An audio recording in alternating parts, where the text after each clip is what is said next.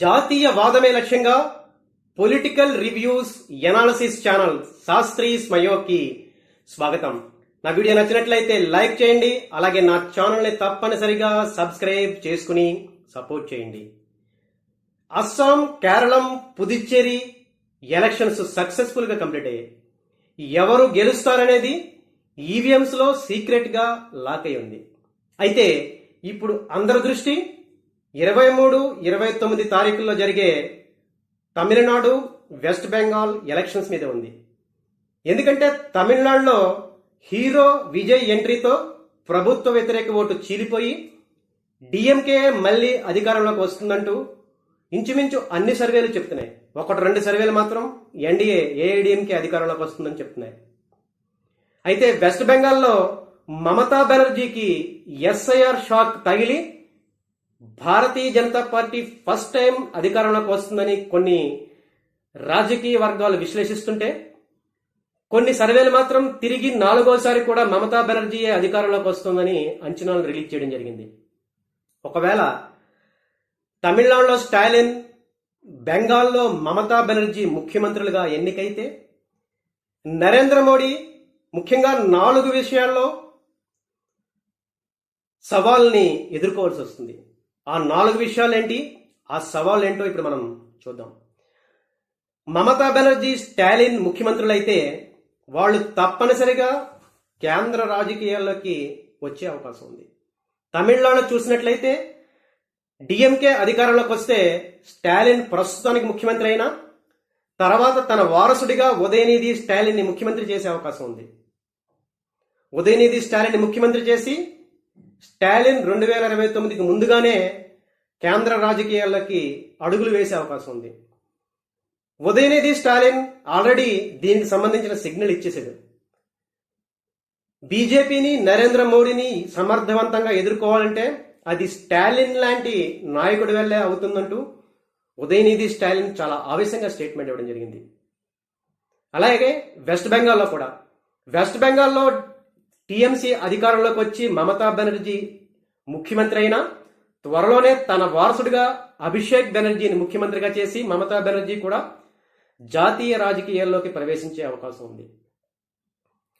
So ఈ రకంగా ఈ ఇద్దరు నాయకులు జాతీయ రాజకీయాల్లోకి ప్రవేశిస్తే మోడీకి అది ఒక పెద్ద సవాలుగా మారే అవకాశం ఉంది. ఎందుకంటే ఇప్పటిదాకా ఇండీ కూటమిలో రాహుల్ గాంధీ పిల్ల చేష్టల్ని భారతీయ జనతా పార్టీ చాలా సమర్థవంతంగా సక్సెస్ఫుల్గా ఎదుర్కోగలిగింది. అయితే ఈ ముదురు రాజకీయ నాయకులు ప్రాంతీయ భావాలతో చాలా కరుడుగట్టిన స్ట్రాంగ్ లీడర్స్. వీళ్ళని ఎదుర్కోవాలంటే మోడీ ప్రత్యేకమైన విధానాల్ని, ప్రత్యేకమైన స్ట్రాటజీస్ని ఇంప్లిమెంట్ చేయవలసిన అవసరం ఉంటుంది. సో ఈ ఇద్దరు నాయకులు గెలిస్తే మోడీ ఎదుర్కొనే మరో సవాల్ ఉత్తరప్రదేశ్ అసెంబ్లీ ఎలక్షన్స్. 2027 సంవత్సరంలో ఉత్తరప్రదేశ్ అసెంబ్లీకి ఎలక్షన్స్ జరగబోతున్నాయి. ఒకవేళ టీఎంసీ, డిఎంకే లాంటి ప్రాంతీయ పార్టీలు అధికారంలోకి వస్తే దాని ప్రభావం ఉత్తరప్రదేశ్ మీద కూడా పడే అవకాశం ఉంది. సమాజ్వాదీ పార్టీ ఒక ప్రాంతీయ పార్టీగా బీజేపీ తర్వాత చాలా స్ట్రాంగ్గా ఉంది ఉత్తరప్రదేశ్లో. 2024 లోక్సభ ఎలక్షన్స్ లో బీజేపీకి మెజారిటీ మార్కు కేంద్రంలో 272 రాకుండా అడ్డుపడిన పార్టీ సమాజ్వాదీ పార్టీయే. సో అలాంటి సమాజ్వాదీ పార్టీ ఇప్పుడు మరింత బలపడే అవకాశం ఉంది ఈ ఇద్దరు నాయకులు, ఈ 2 ప్రాంతీయ పార్టీలు అధికారంలోకి వస్తే. సో ఆదిత్యనాథ్ ఎంత స్ట్రాంగ్ ముఖ్యమంత్రి అయినా ఈ ప్రాంతీయ భావాలు బాగా పెరిగినట్లయితే, ఈ ప్రాంతీయ పార్టీలు ఉనికి పెరిగినట్లయితే అది తీవ్రంగా భారతీయ జనతా పార్టీ అవకాశాలని దెబ్బతీసే అవకాశం ఉంది. సో యూపీ ఎలక్షన్స్ ని ఎదుర్కోవడం ఈ మమతా బెనర్జీ, స్టాలిన్ ముఖ్యమంత్రులుగా అయిన తర్వాత మోడీకి ఒక సవాలుగానే చెప్పాలి. ఇక 3వ అంశం, కేంద్ర రాష్ట్ర ప్రభుత్వాల మధ్య సమస్యలు, ఇబ్బందులు మరింత పెరుగుతాయి. Already Mamata Banerjee election commission, CBI, ఈడీల మీద తీవ్రంగా ఇప్పటికే కేంద్ర ప్రభుత్వంతో ఘర్షణకు దిగుతోంది. రీసెంట్గా ఈ ఎస్ఐఆర్ ప్రక్రియలో పాల్గొన్న సుప్రీంకోర్టు న్యాయమూర్తుల మీద టీఎంసీ నాయకులు గొడవ చేయడం, వాళ్ళని నిర్బంధించడం జరిగింది. దాని మీద సుప్రీంకోర్టు కూడా చాలా సీరియస్ అయింది. సో ఈ రకంగా కేంద్ర ప్రభుత్వ సంస్థలతోటి, రాజ్యాంగ సంస్థలతోటి మమతా బెనర్జీ ఘర్షణ వైఖరి మరింత ఎక్కువ అవుతుంది. ముఖ్యంగా ఈ కామన్ సివిల్ కోడ్, లోక్సభ సీట్లను పెంచడం, అలాగే జమిలీ ఎన్నికల విషయంలో కూడా ఈ ఇద్దరు నాయకులు కేంద్ర ప్రభుత్వంతో ఘర్షణ దిగే అవకాశం ఉంది.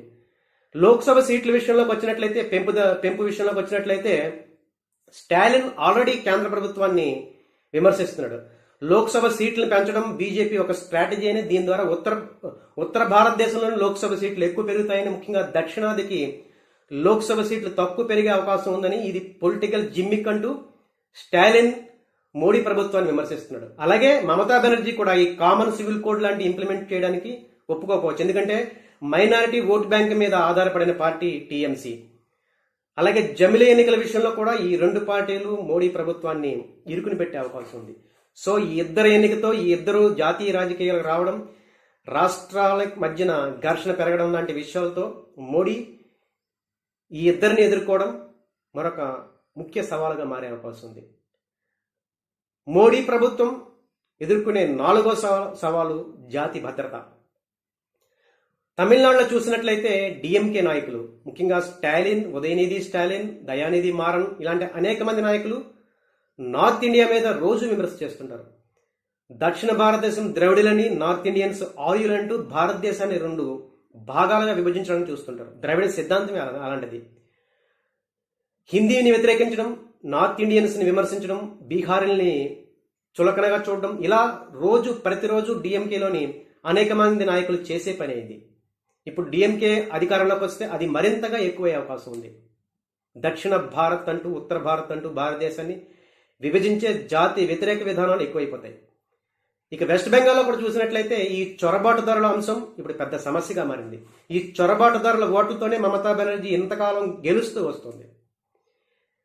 ఒకవేళ బీజేపీ అధికారంలోకి వస్తే చొరబాటుదారుల్ని కంట్రోల్ చేసి చివరి చొరబాటుదారులను కూడా వెనక్కి పంపించే అవకాశం ఉంది.